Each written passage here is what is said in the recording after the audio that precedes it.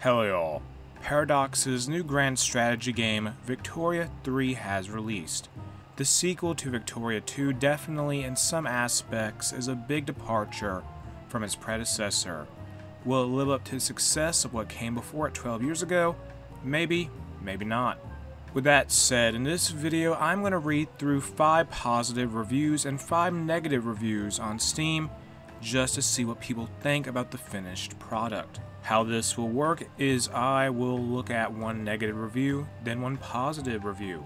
Also keep in mind, as of recording, the game has only been out for a couple days. Negative review 1. War in this game is honestly just not worth doing or fun. Positive review 1. That soundtrack makes looking at numbers feel like you're doing something important. A true gamer experience. Negative review 2. So it's alright, not really a good successor to Victoria 2, but it's alright. Pros, pretty intuitive gameplay loop. Cons, command economy simulator, no real laissez-faire. Military gameplay is just bad. I recognize that the player isn't supposed to be the general staff, but abstracting all military gameplay to the extent that it is done is just not engaging. At least let us set objectives for our offensives. I'm sure it will improve over time, as Paradox games tend to do, but I suggest waiting. Positive review 2. It's a Paradox game. It will have bugs and issues at release. If that bugs you, then wait. But if that's not an issue for you, then buy the game. It is fun and engaging. Normally I get bored of waiting in games or not doing too much, but in my first playthrough of the tutorial, I found myself excited just to see numbers go up and be an arms dealer to the world. Too long, didn't read. Overall, Paradox did a good job with this game. It has issues such as missing events and visual bugs, etc., but it will only get better as they work on it. I recommend 10 out of 10. Negative review 3. This game is a disappointment on all fronts. Unfortunately, the developers wanted nations not to be quote-unquote railroaded, so they didn't add any flavor events or decisions even to major powers like Russia. Russia has one nation-specific journal entry. The war system is nothing short of agonizing, as the player has no input whatsoever on the armies, and the armies themselves are represented by camps on the map. A massive visual downgrade from every other Paradox game. The user interface is terrible. As an example, all trade goods are crammed into a single interface at the bottom of the screen, which means the player has to search for the good first. Managing larger nations takes up tedious amounts of time because crucial information like infrastructure and state modifiers are not displayed in building menus. Interface hopping is frequent and takes a lot of dynamics out of the gameplay. Please do yourself a favor and wait with your purchase until this game has received one or more overhauls in the next few years. Saying this game has, quote, potential, unquote, is nothing but admitting that its current state falls short of all expectations the Victoria 2 community had for it. Positive review 3. Best strategy game I played in a while. It's not afraid to use deep and complex systems, and it explains them very well. The journals give directions to progress, but they don't hold your hand at all.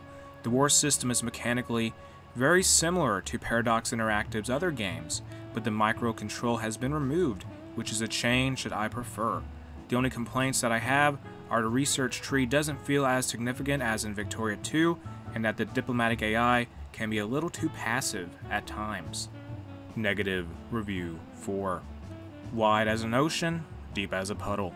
This game is messy, not plausible, and cheesy.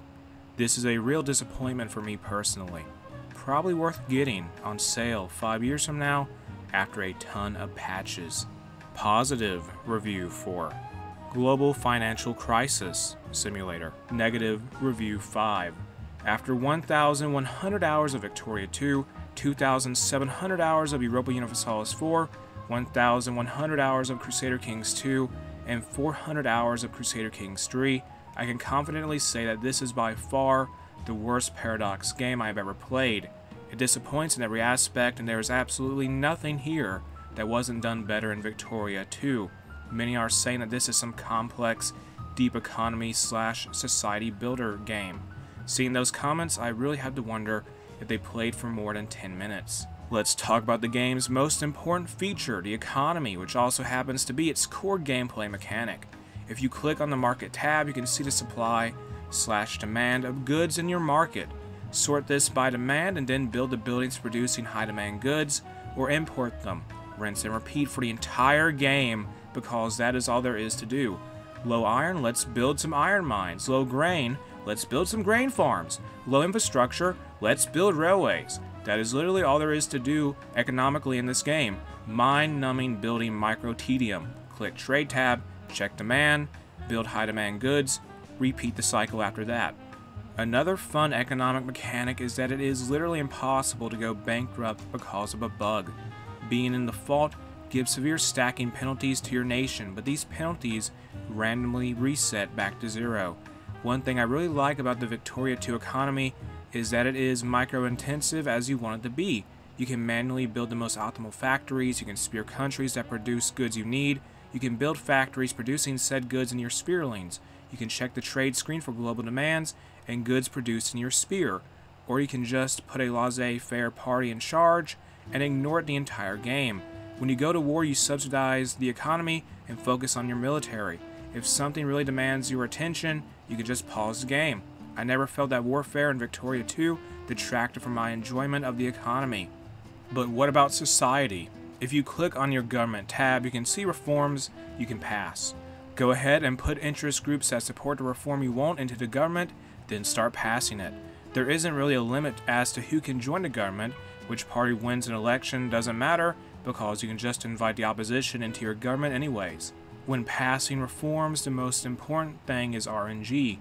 You will be spammed with events that either lower or raise pass chance. Initial pass chance doesn't matter. I passed a reform that had a 10% chance to pass, which eventually increased to 50%. I failed to pass a reform with 25% chance. It dropped to 0%. In Victoria 2, you can clearly see who votes for what. High militancy will make your upper house more likely to vote on stuff. Not a perfect system, but at least you're not spending 20 years, as the USA, trying to pass universal suffrage. As Korea, I also saw some interesting time frames here, such as the game predicting a reform that will be passed in 36,000. Well, at least the God Emperor will be happy that the Koreans have embraced agrarianism. Diplomacy doesn't seem to work well. When playing as Korea, I was unable to get any allies or help in Diplo plays, even though the relevant countries had attitudes that made them want to cooperate with me. I tried allying Japan, who had very high relations and according to a tooltip wanted an alliance or defensive pact, but no, their rulers' focus on defending their borders made them not want a defensive ally for some reason. As the USA, I started a Diplo play to annex my vassal, the Indian territories. For some ungodly reason, France, who had good relations with me, joined the Indian territories in their war against me. After that, despite improving relations, they kept hating me, and eventually took a treaty port in Virginia. I was unable to retake the treaty port because the USA apparently has no claim to Virginia.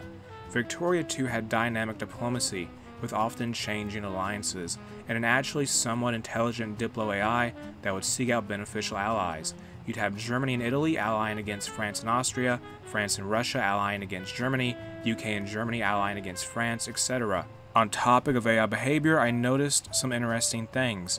Italy forms in 1840 without Modena and Lucca, and I think they mean then just sits there doing nothing and not conquering any of their cores. This happened in both games I played and also in every YouTube video. On Victoria 3, I saw where the player doesn't interfere in Italy.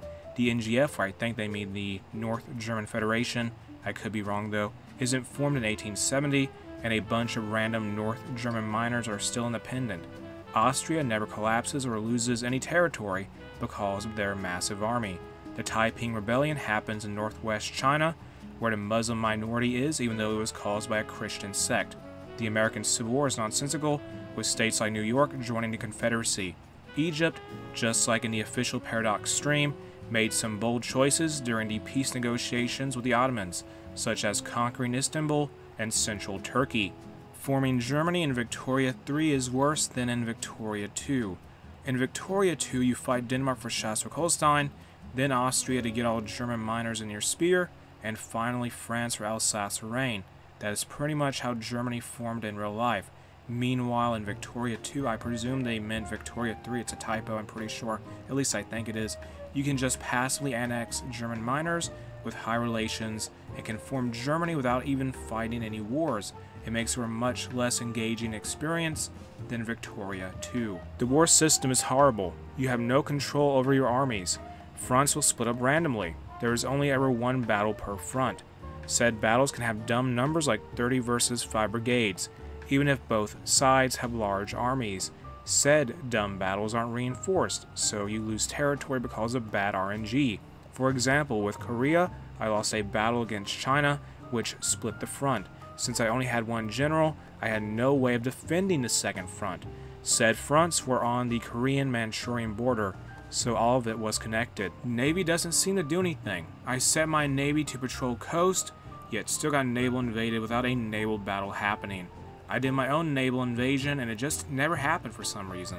A warfare system without the ability to move armies on the map offers some interesting possibilities, such as having multiple armies in the same province without them fighting a decisive battle, which would finally allow for asymmetric warfare in a Paradox game. Of course, Paradox hasn't taken advantage of any of these possibilities. After all, you're supposed to micro your buildings, but I'm sure there will eventually be a $30 DLC to address these concerns. To summarize, this game is horrible, with the only somewhat developed mechanic being the very basic and boring economy gameplay.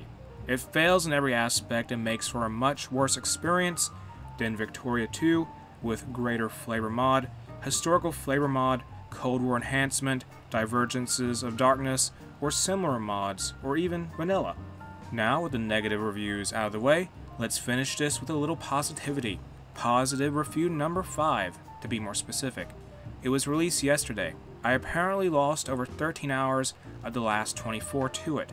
The diplomacy and warfare are a little rough, but that's offset by the deep economical and social balancing act you find yourself in. Intend to build an arms factory to support your growing army? Time to expand the steel plant. Oh, the steel plant became too big and unprofitable because it sucked up all the coal and iron? Time to expand the mines. Mines have maxed out the infrastructure of the province transporting all that coal. Better upgrade the place with trains. Trains need motors and steel. Back to working on that steel plant. Oh hey, all this industrial expansion has empowered the working class and they're demanding a place in your government now, etc., etc. Pushing the levers of industry to release the happy brain juice. That was what 10 random people think of Victoria 3 on release. Lots of clashing opinions, but with game reviews, that is to be expected. With that said, what do you think of Victoria 3? Tell me in the comments. If you enjoyed the video, make sure to like and subscribe.